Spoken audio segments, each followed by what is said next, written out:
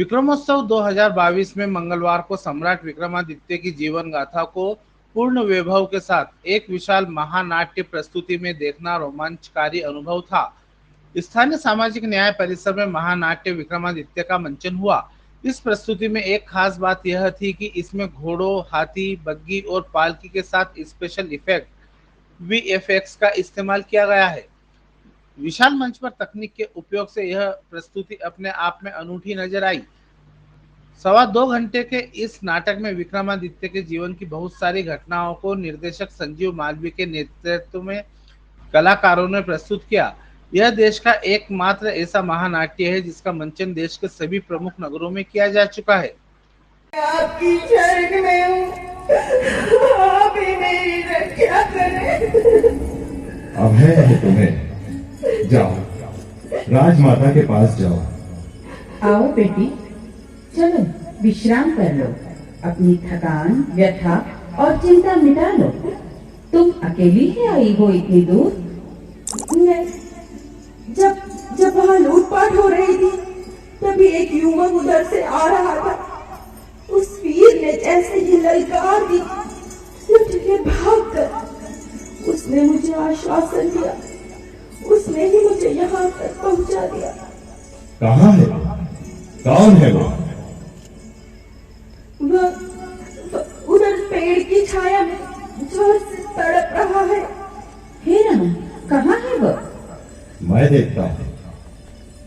युवक, क्या नाम है तुम्हारा? गौरतलब है कि सम्राट विक्रमादित्य 2000 वर्ष के बाद भी भारतवर्ष में प्रत्येक व्यक्ति के हृदय में एक विशेष छवि व अत्यंत आदर रखते हैं, जिनका राज्य भारत के भूभाग के बाहर पाकिस्तान, बांग्लादेश, अफगानिस्तान, नेपाल, भूटान, बर्मा से लेकर यूरोप तक फैला हुआ था।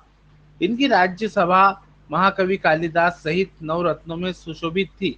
संस्कृति के संरक्षक वीर विक्रमादित्य आज भी समाज के मार्गदर्शक, आदर्श महापुरुष निरूपित हैं, जिनके द्वारा अपने भूभाग की प्रजा को समस्तकों से मुक्त कराकर नवीन तिथि एवं नववर्ष मनाया जाता है और नव संवत प्रारंभ किया गया, जो कालांतर में विक्रम संवत कहलाया। विक्रमादित्य का जीवन किस तरह व्यतीत हुआ, आचार्य चंद्रगुप्त से कैसे उन्होंने शिक्षा ली और किस तरह से नवरत्नों की सहायता से सत्ता हासिल की, विक्रम ने राजपाट संभाला, इसका चित्रण भी दर्शकों को पसंद आया। विक्रम वेताल संवाद, शत्रुओं को परास्त करना तथा अखंड भारत के निर्माण की घटना इस नाटक को बहुत ही रोचक बनाने वाली रही।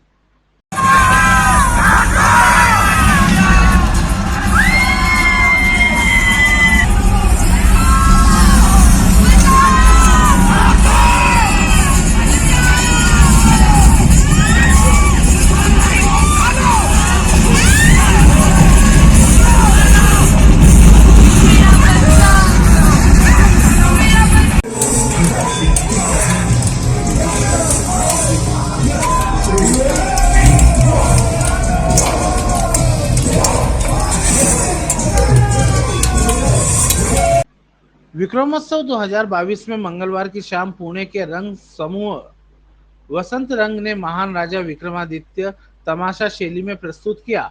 आस्था गोडबोले व प्रशांत जगताप निर्देशित इस संगीतमय नाट्य प्रस्तुति में सम्राट विक्रमादित्य के जीवन से संबंधित हर पहलू को समाहित किया गया। सिंहासन बत्तीसी की कहानियां, विक्रम और वेताल, विक्रम की न्यायप्रियता और उनके लोकहित वाले कार्यों को बखूबी दर्शाया गया।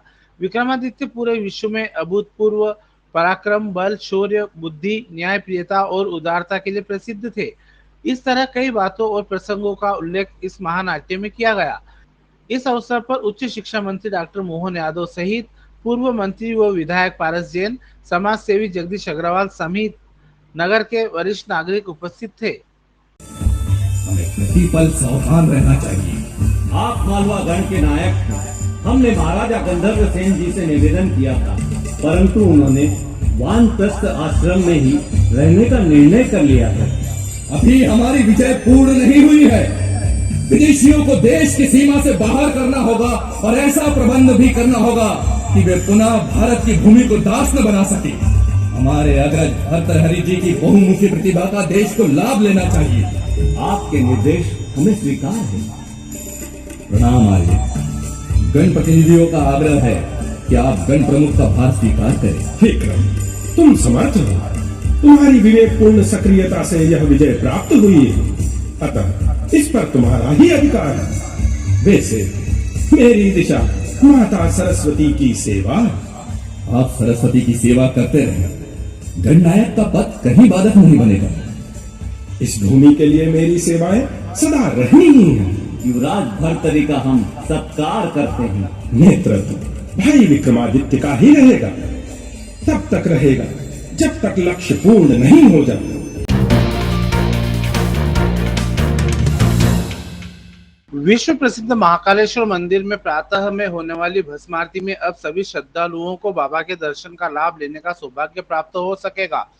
कलेक्टर आशीष सिंह ने मीडिया से चर्चा में बताया कि महाकाल मंदिर की भस्म आरती में बुकिंग के माध्यम से वर्तमान में श्रद्धालुओं को दर्शन कराए जाते हैं, लेकिन सभी श्रद्धालुओं को भस्म आरती में दर्शन का लाभ नहीं मिल पा रहा है, जिसको देखते हुए आगामी प्रबंध समिति की बैठक में चलित भस्म आरती दर्शन की व्यवस्था पर विचार किया जाएगा और गणेश मंडप के पीछे की ओर से श्रद्धालुओं को चलित भस्म आरती दर्शन कराने का प्रबंध किया जाएगा।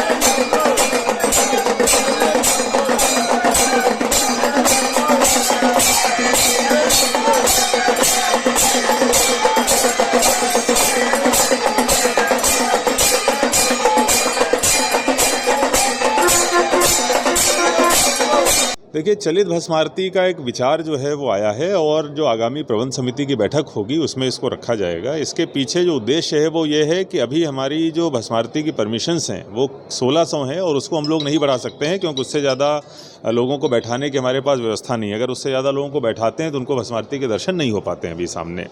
लेकिन ये देखने में आ रहा है कि चाहे ऑनलाइन माध्यम से हो, चाहे ऑफलाइन माध्यम से हो, चाहे प्रोटोकॉल के माध्यम से हो, जितने लोगों को भस्म आरती की परमिशन मिल रही है उससे कहीं अधिक लोग छूट भी रहे हैं जो भस्म आरती की परमिशन नहीं ले पा रहे हैं। तो इसलिए उनको निराश होकर वापस ना जाना पड़े। अगर ऑफलाइन टिकट लेने के लिए कोई आदमी 2-2.5 घंटे की मेहनत के बाद भी टिकट नहीं ले पाता है, पास नहीं ले पाता है, तब भी उसको हम लोग कोई न कोई सुविधा मुहैया कराएं। इसके लिए विचार आया है कि गणेश मंडपम की पीछे की जो 2 लाइनें हैं उनको अगर हम लोग छोड़ देते हैं और वहाँ पर चलित भस्म आरती चलती रहती है, चलित दर्शन चलते रहते हैं, बाकी शेष जगहों पर लोग आराम से यथावत जैसा पहले बैठते थे वैसे बैठे रहें।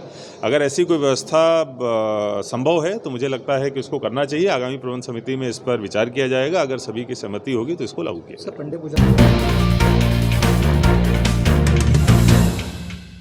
महाकालेश्वर मंदिर के मुख्य पुजारी स्वर्गीय चंद्रमोहन पुजारी की प्रथम पुण्यतिथि के अवसर पर गौरव शर्मा की ओर से महाकाल मंदिर अन्न क्षेत्र में करीब 50,000 की भोजन सामग्री भेंट की गई है। पुजारी चंद्रमोहन शर्मा के पुत्र पुजारी गौरव शर्मा ने बताया कि बाबा महाकाल की प्रेरणा से यह पुण्य कर्म किया गया है। महाकाल मंदिर के अन्न क्षेत्र में देश भर से श्रद्धालु आकर प्रसादी ग्रहण करते हैं। इस अवसर पर पुजारी शरद चंद्र शर्मा, पुजारी उमेशादित्य शर्मा, पुरोहित भूषण व्यास, पंडित विजय व्यास, पंडित पंकज शर्मा व सोनू राठौर उपस्थित थे। सर वो सराहनीय कार्य है, प्रेरणादायक, बहुत अच्छी चीज है।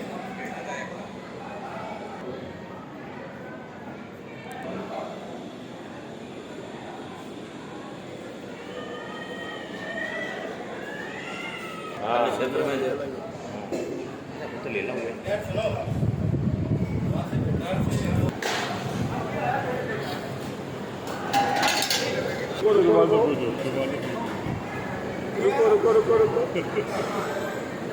जय श्री महाकाल। आज के दिन हमारे मंदिर के मुख्य पुजारी चंद्रमोहन काका जी का देवलोकमन गमन हो गया था।